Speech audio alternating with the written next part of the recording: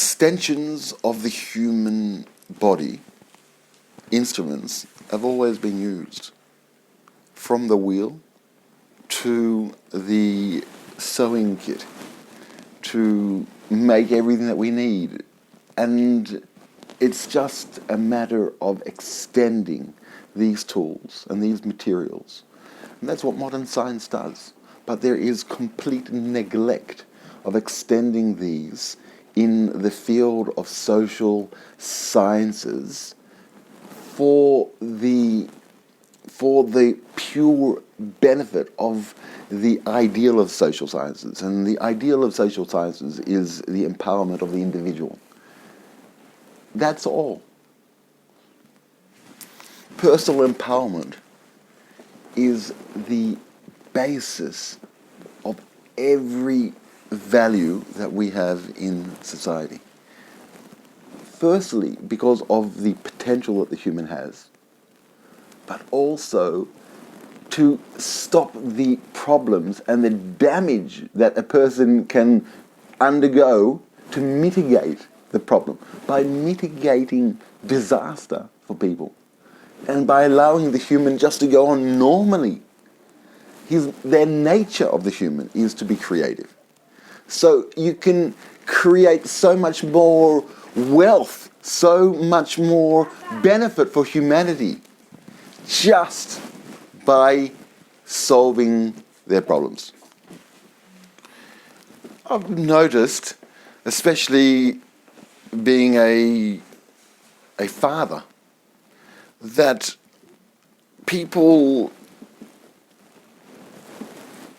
and parents use deterrence, that in order to guide the child, they might try to scare the child or try to slap the child or hit the child, and the rules, the modern rules that children should not be hit, whilst they take away from the parents' rights and autonomy over their children, the act of substituting even a little bit of force for some form of sensitivity to the situation that the child is in, and to address the situation, not a blanket reaction of a threat or a slap, which is too easy for a dominant power, to be embroiled in the tension, in the frustration of the child, the call of the child, the anger,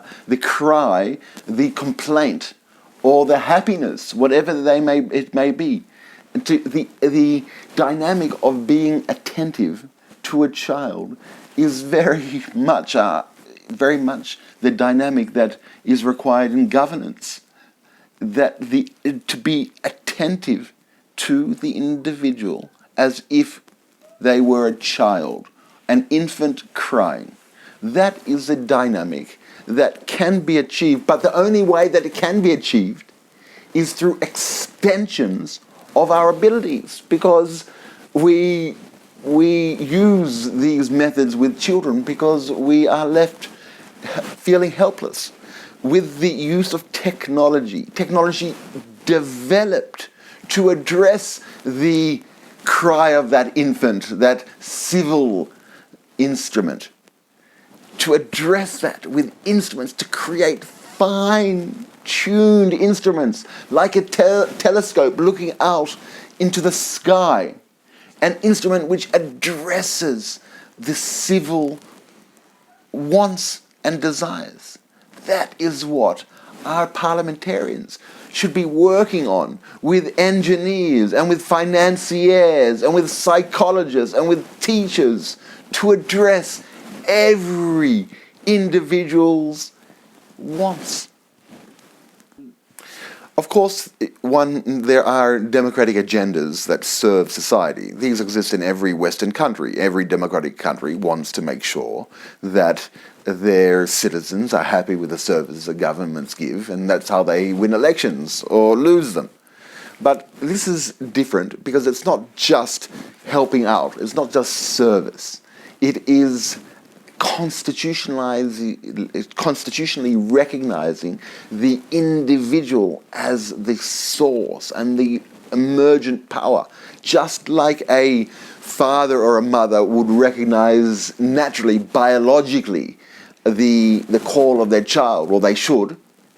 There needs to be a constitutional requirement of the governmental apparatus to be sensitized, or to build the machines in which they will be sensitive to the call of the individual and to act so that that individual will be empowered to an incredible, dynamic imagination, grown-up imagination with all the horizons waiting them.